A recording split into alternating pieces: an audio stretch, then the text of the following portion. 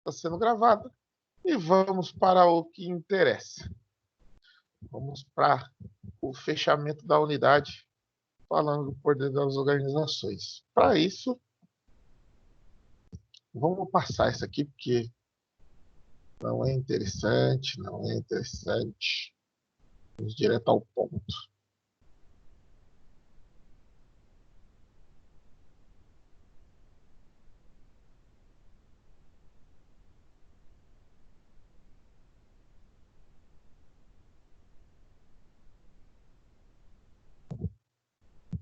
Aí.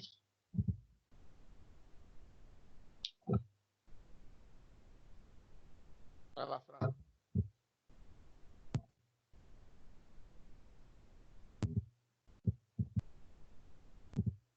Fran, se ainda estiver viva, pode começar a ler. É para ler? Ah, beleza. Estudante, é provável que você esteja, nesse momento, sendo policiado pelos aspectos ocultos de diversas organizações. A empresa em que trabalha, o clube que frequenta, a sua faculdade. Por isso, você tem comportamento diferente em cada uma dessas organizações. Também é certo que você interage com algumas pessoas detentoras de algum grau de poder de decisão, não é mesmo? Se vocês sentem isso, você é uma pessoa dentro de casa, outra, não que você seja falso, tá? Mas o seu comportamento é um dentro de casa, outro no trabalho, outro entre amigos. Sim ou não? Não. Outro na faculdade claro. também. Claro que sim, porque o seu a comportamento mesma coisa daquele- vai de acordo com as prioridades.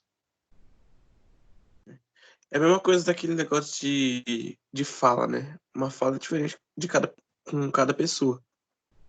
Também. Assim. E por que isso? Porque você percebe os tipos de influência que pode gerar o seu comportamento dentro desses ambientes. Quando você está rodeado de amigos, você não precisa ter nenhum tipo de receio. Você pode ser você na essência. Não vai ter problema nenhum. Agora, dentro do ambiente de trabalho, tem algumas restrições. E aí você se molda de acordo com essas restrições, de modo que você consiga alguma vantagem. Tá certo? Então, isso é a forma como o cérebro funciona, de acordo com o poder de influência que o ambiente exerce sobre vocês. Entendeu? Vai, Ruth.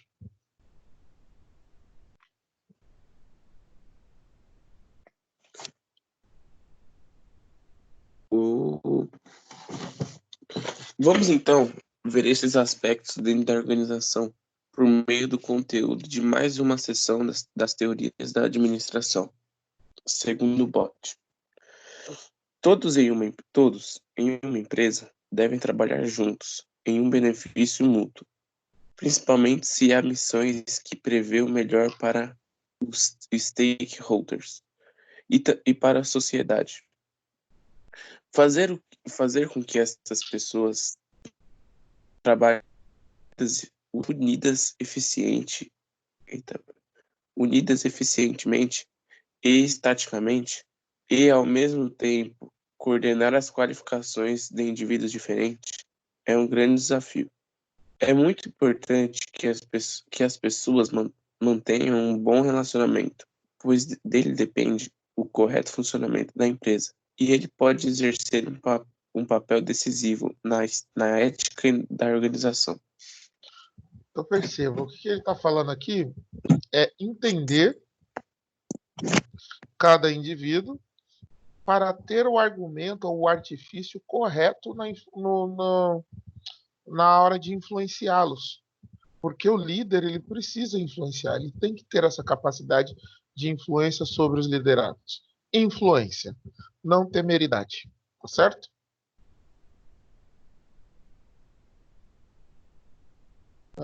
Tainá, vai tu.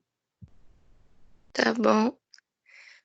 Começa da parte de cima, que é Sim, o... senhora. Entretanto, por vezes, pessoas fazem com que as equipes trabalhem equivocalmente por meio de um poder inadequado ao ambiente organizacional, completamente dizendo que o poder é o potencial de influenciar os outros dentro da organização, com o objetivo de alcançar os resultados desejados pelos detentores do poder. Gerentes poderosos, por exemplo, são muitas vezes capazes de obter maiores orçamentos para seus departamentos. O poder existe apenas em uma relação entre duas ou mais pessoas e pode ser exercido quer no sentido vertical ou no horizontal. Quanto a pessoa é dependente de outra, uma relação de poder emerge no lado que, com recursos, tem mais poderes. Então percebam, quando ele fala aqui da relação de poder, gente, o poder ele não precisa ser um título, ele não precisa estar atrelado à hierarquia. Quando ele fala aqui vertical, vertical é relação hierárquica, líderes, gestores imediatos e imediatos. Quando fala na relação horizontal, é entre pessoas do mesmo nível hierárquico. Eu posso ter pessoas que influenciam dentro do meu departamento.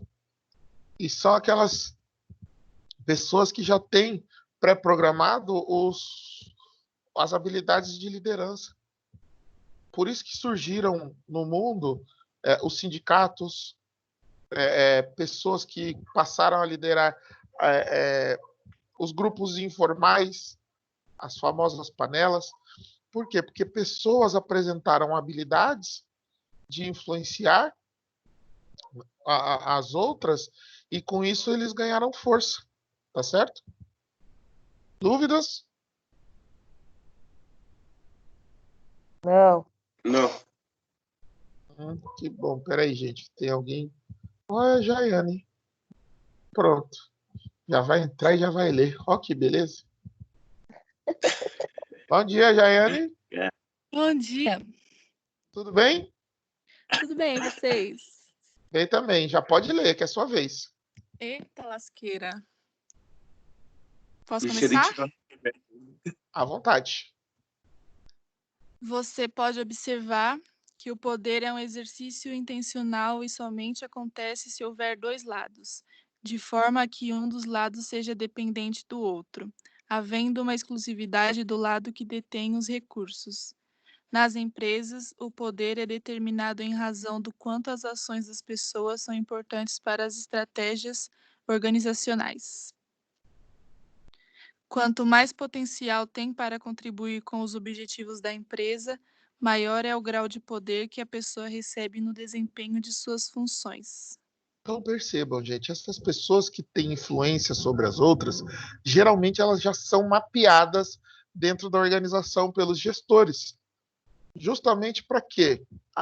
Peraí, se o gestor ele não tem tanta força assim no grupo, ele vai buscar essa pessoa que influencia os demais e vai fazer um pacto com ele, vai chamar ele para mais próximo, vai tentar influenciar essa pessoa de modo que esta pessoa influencie os demais, tá certo?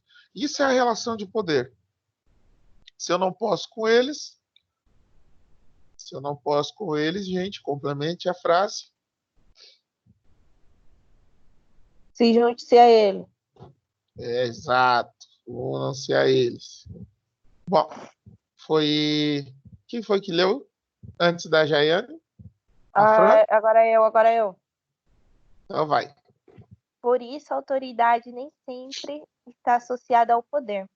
Pessoas com autoridade em grau elevado nas empresas, por vezes, pode apresentar menos poder de influência nas pessoas do que as outras. Então, estudante, as fontes de poder não estão diretamente associadas às posições formais que as pessoas ocupam na estrutura organizacional, de forma que um ocupante de função em grau hierárquico mais baixo pode deter mais poder que seus superiores caso estejam localizados em posições em que haja um ou mais dessas fontes verticais de poder. Veja que os contingências estratégicas podem mudar conforme os problemas ou as crises são alteradas. Então, em um momento de dificuldade de vendas, o poder pode estar com a gerência comercial. Em uma situação de alto volume de ações judiciais, o departamento jurídico tem seus poderes aumentados, e assim por diante. Entendeu? Então percebam, nem sempre o poder vai estar centralizado. O poder ele tem, olha que palavra ou que frase ambígua, mas olha que legal. O poder ele tem o poder de mutação. Ele pode variar de acordo com a situação. Hoje, as organizações que detêm o poder ou têm a capacidade de transformar as atividades do cidadão em home office, ela tá tendo vantagem competitiva e não está quebrando, por exemplo. Agora, e as fábricas que não pode transformar as tarefas dos funcionários em home office, está fazendo o quê? Elas estão quebrando. Elas estão tendo que se reinventar. Uma vez que eu não consigo transformar ou adaptar a realidade do isolamento, das suspensões das atividades, eu simplesmente quebro. Eu não tenho como, logo eu não tenho poder. Eu vou ficar nas mãos do quê? De quem, no caso? Do governo. Até eles resolverem cessar essa suspensão. Isso é só um exemplo, tá, gente? Quem é agora? Tainá? Não, o Rude. Agora é o Rude. Não é a Tainá. É a Tainá. É o Rude. É o Rude, depois é a Tainá. E depois é a Jael. Pode ir? Por favor. Para que você compreenda com mais clareza sobre o poder e outros aspectos humanos estudados pela teoria da administração, é apresentado o tema cultura organizacional como meio para se formar Como meio para se formar as condições ideais. Ixi, eu acho que o Rude caiu, hein, gente? Ou foi eu? Alguém me ouve? Não, o Rude ainda tá aí. Eu tô Mas ouvindo também. Deve ter sido dele. ele parou, então. Ele deve ter caído. Ó, voltou. Rude. A Oi, gente não tá. Ah, caiu. voltou. Desmaiou. Voltou. Desculpa. Que susto. Bugou. Não, aí deixa eu continuar. Como meio para se formar as condições ideais para a gestão dos elementos humanos, que você viu nessa unidade. A cultura é um importante conceito para se compreender as sociedades humanas e os grupos sociais, como as organizações, por exemplo. Cada sociedade e organização tem sua cultura específica e que proporciona as suas características próprias de pensar, sentir e agir. Cultura organizacional pode ser definida como a representação das normas informais e não escritas, que orientam o comportamento dos membros de uma organização no dia a dia e que direcionam suas ações para o alcance dos objetos organizacionais. No fundo, é a cultura que define a missão e provoca o nascimento e o estabelecimento dos objetivos da organização. A cultura precisa ser alinhada a outros aspectos da organização, como planejamento, organização, direção e controle, para que possa melhor conhecer a Ah, agora saiu, né? Peguem o papel e caneta e anotem a atividade que vocês vão fazer.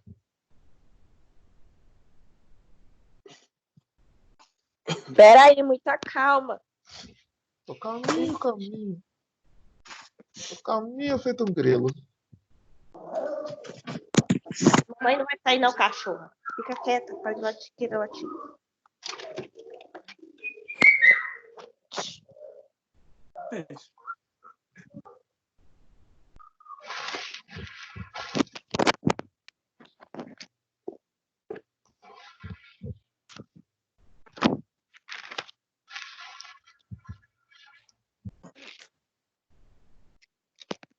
Pronto.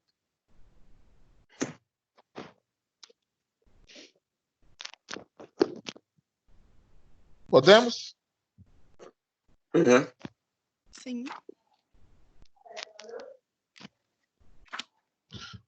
Vocês vão ter que fazer uma pesquisa sobre a ferramenta PODC.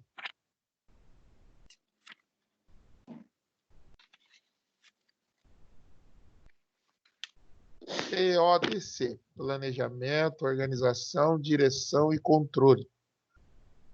Quando ela surgiu, quais são as suas aplicações, qual o objetivo, entre outros. Vocês vão fazer uma resenha de 2 laudas, tá? Mínimo uma lauda, máximo 2. Beleza. Certo? Vai Certo. te enviar onde? Por e-mail, Entendi. Ok. certo? Para quando, professor? Pra Pra semana quando? que vem, né? Exatamente. Olha como vocês estão afiados. Que beleza. Semana que vem? Semana que vem. Deixa eu pôr Terça-feira na que vem. Certo? Beleza. Certo. Tudo bem. Tudo bem. Quanto vale? 1.000? Eu vou ver ainda. Eu vou ver ainda. Vale ponto. Vai, Tainá. Até esse ponto, você já deve ter notado que a cultura organizacional difere de uma empresa para outra. Isso significa que, toda vez que uma pessoa é inserida em uma empresa, a cultura organizacional deve ser apresentada a ela, pelo menos a parte formal, visível, pois os aspectos ocultos deverão ser percebidos pelos novos integrantes, por meio da interação com a organização informal, para garantir que seu comportamento siga a orientação ideal para aquela empresa. Agora deixa eu fazer uma pergunta a vocês para que a gente faça uma reflexão acerca do que a gente está estudando hoje. A cultura organizacional, ela depende pura e exclusivamente das pessoas que lá trabalham ou ela tem forte influência dos donos da empresa, da organização, de quem fundou a empresa?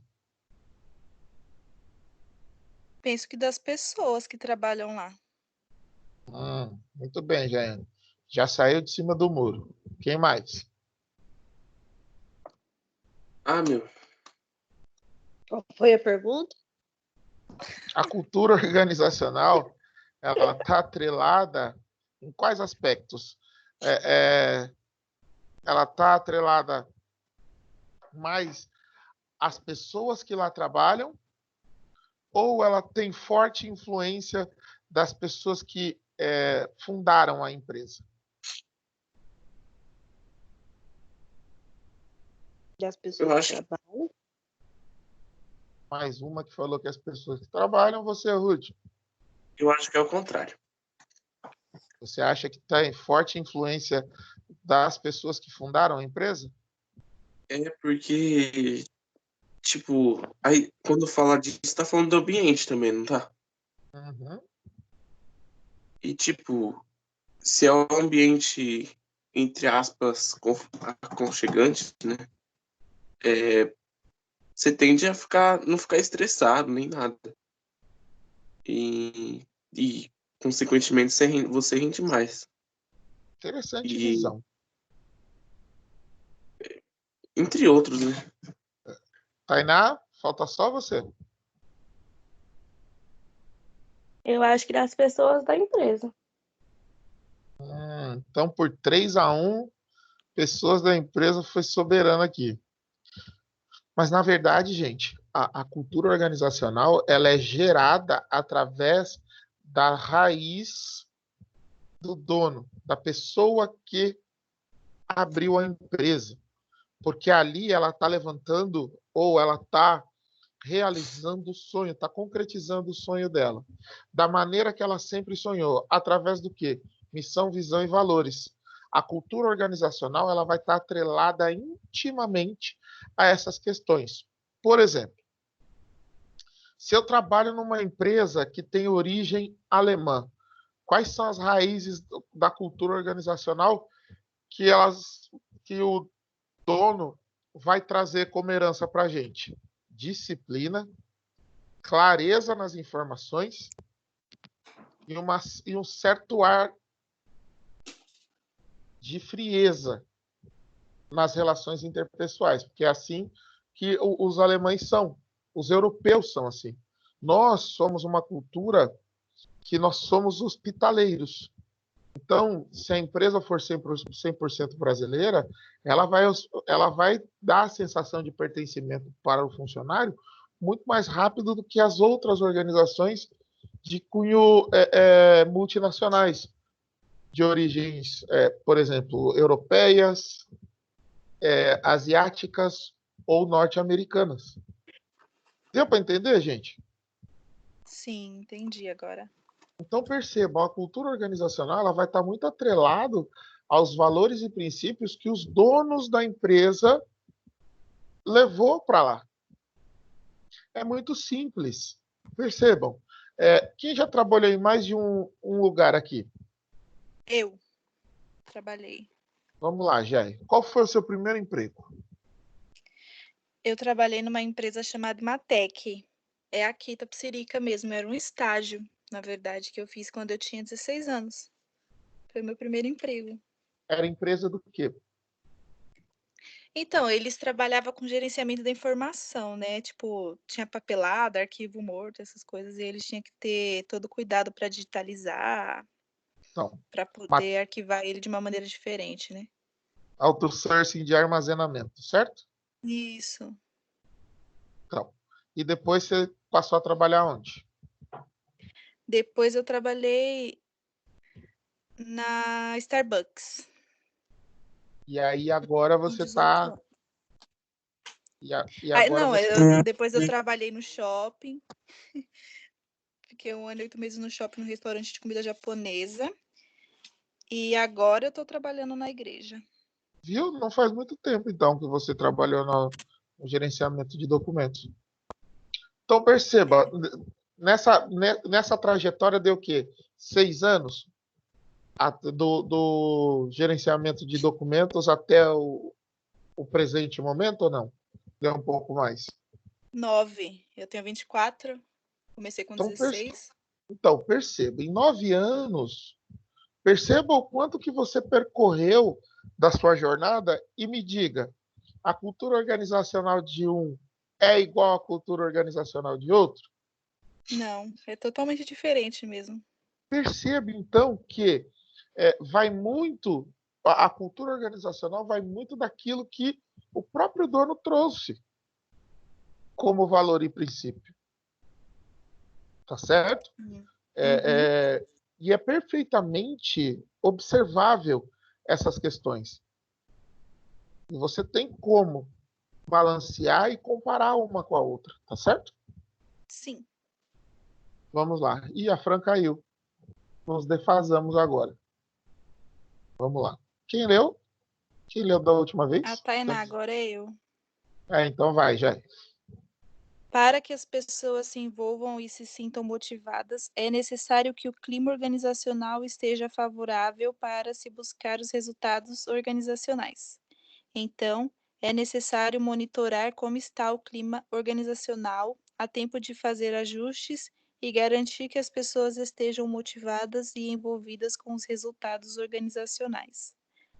A tendência natural da organização é crescer e desenvolver-se em função de fatores endógenos, internos e relacionados com a própria organização, as estruturas ou os comportamentos, e exógenos, externos e relacionados com as demandas e as influências do ambiente.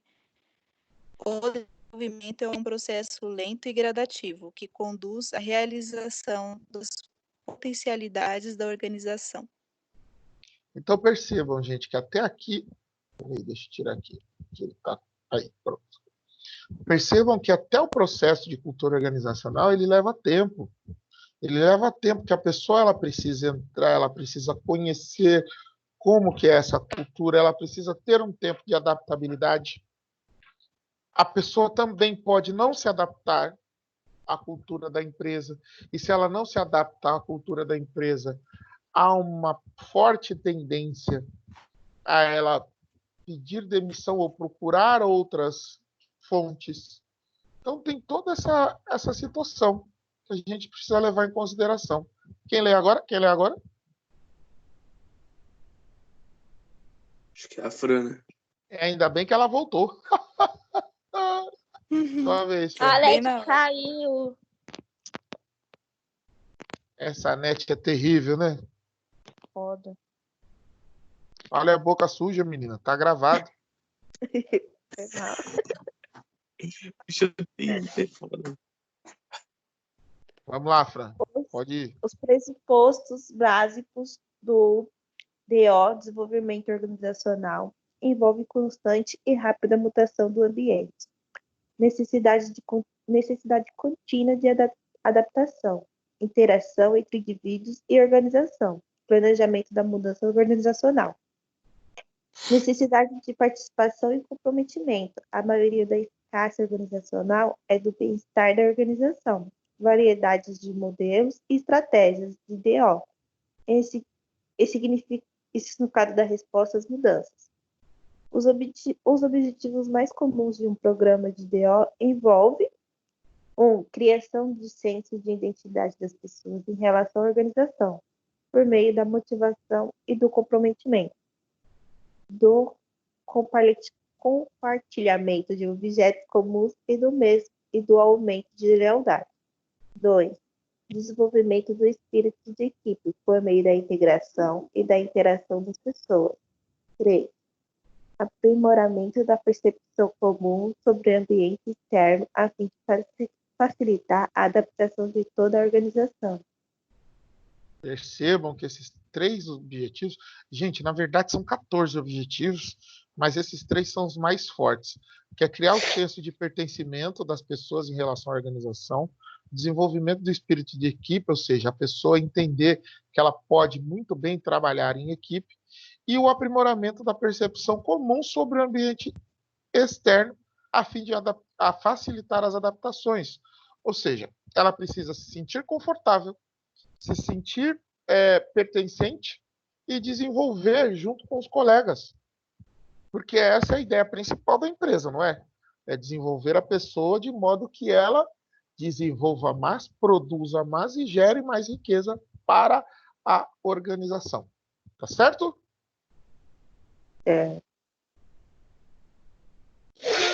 Agora você deve ler a seção 2.4 do livro didático. Certo? Lá no livro, eu não ia dar essa dica não, mas eu vou dar. Fazer o quê, né? Tem um norte para vocês em relação à pesquisa, tá? Deixa eu soltar o vídeo aqui para ver se vocês vão conseguir ouvir. Se vocês não conseguirem ouvir, eu vou parar o compartilhamento e volto na sequência, tá? Respondam para mim se vocês estão ouvindo. Vocês estão ouvindo? Não. Não. Então, peraí, que eu vou ter que parar a apresentação aqui. Vou ter que vir aqui, incluir áudio no sistema.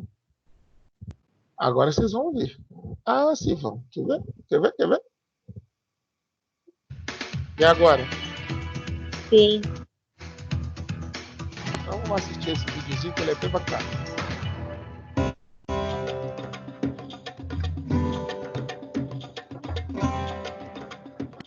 Olá, estou de volta para o encerramento dos estudos da Unidade 2 sobre teorias da administração. Ao continuar estudando as bases históricas e a evolução das teorias de administração, base dessa disciplina, você conheceu nesta unidade a importância da abordagem humana nas teorias administrativas. Assim, estudou a teoria das relações humanas, que, focada no trabalhador e na interação social do mesmo, dentro e fora das organizações, surgiu como resposta aos conceitos das teorias clássicas de administração, como as propostas de Fayon. Conheceu também as fases e as conclusões tiradas pela Universidade de Harvard, a partir da experiência de Hawthorne, realizada em meados do século XX numa empresa de Chicago. Aprendeu que a mesma buscou conhecer os estímulos de interação em grupos, que poderiam motivar os trabalhadores a aumentar a produtividade. Estudou também detalhadamente a abordagem comportamental e entendeu como esse tipo de abordagem nas teorias de administração pode ser uma poderosa ferramenta dentro das organizações. Por fim, entre os conceitos estudados nesta unidade, você viu o tema do poder nas organizações e como ele pode ser um aliado na busca dos objetivos a serem alcançados. Para tanto, conheceu a importância de fenômenos como a cultura organizacional, normas tácitas que orientam o comportamento dos membros de uma organização, e do clima organizacional, situação de convívio dentro de uma organização que faz com que as pessoas sintam-se sempre envolvidas e motivadas. Já na SR da unidade, você foi contratado por uma empresa de bicicletas, a Fábrica de Bicicletas Moderna, para apresentar alternativas de mudanças frente aos problemas de gestão enfrentados pela organização. Na SP1, você iniciou seu diagnóstico da organização, conhecendo de perto alguns dos problemas ligados aos departamentos de produção, compras, vendas e financeiro. A primeira medida foi descentralizar as decisões dentro de cada área, com exceção da financeira, em que a proprietária centraliza toda a gestão e faz questão do sigilo dessas informações. Seu desafio nesta SP foi propor novas formas de organizar a FBM, melhorando e profissionalizando sua gestão, ajudando a deixar mais clara a responsabilidade de cada um dentro do seu setor. Já na SP2, dando sequência ao seu diagnóstico da empresa, você percebeu que, embora os funcionários se sentissem seguros dentro da organização, havia pouco envolvimento e motivação entre eles. Por meio do conhecimento desenvolvido no estudo de conceitos, como a experiência de Hawthorne, você percebeu, entre outras coisas, que a empresa não tinha programas de qualidade de vida nem de benefícios trabalhistas, enquanto outros concorrentes já apresentavam ações a esse respeito. Na SP3, você acompanhou o caso do funcionário Alex, que aparentemente gerava problemas para a organização com sucessivas reclamações aos supervisores por melhorias na produção. Com diferentes estímulos e dinâmicas de grupo, percebeu que Alex tinha potencial para realizar mais do que estava fazendo e usou todo esse potencial para a liderança positiva dos colegas dentro da sua área.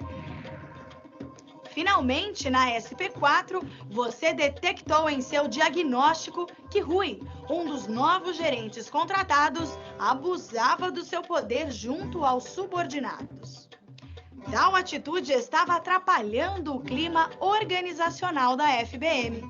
Entre os dados do relatório entregue por você, a proprietária da empresa, este também foi um ponto abordado. Depois de relembrarmos todos os desafios enfrentados por você no estudo desta unidade, chegou a hora de compartilhar os conhecimentos adquiridos com outros colegas. Que tal vocês refletirem sobre os diferentes estilos de liderança e as razões que fazem os líderes transitarem entre diferentes perfis de acordo com a necessidade do trabalho? Entre esses estilos, temos o estilo de liderança liberal, o democrático, o autoritário e a liderança inspiradora, por exemplo. E antes de encerrarmos esta unidade, vale a pena relembrar você de uma coisa importante. Não se esqueça de voltar ao seu livro didático e de rever os questionários das pré- e pós-aulas de cada sessão. Assim, a unidade 2 de Teorias da Administração chega ao seu final. Até um próximo encontro!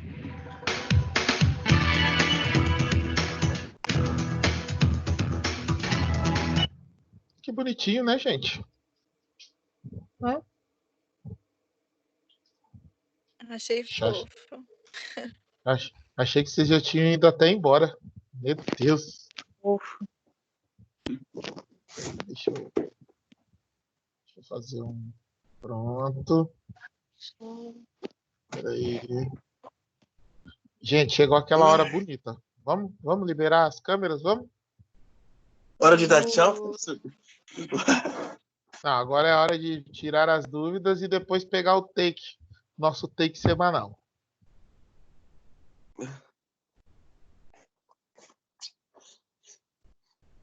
E aí, dúvidas, meu povo? E nada, tá tudo certo. Então vamos lá, vamos abrir.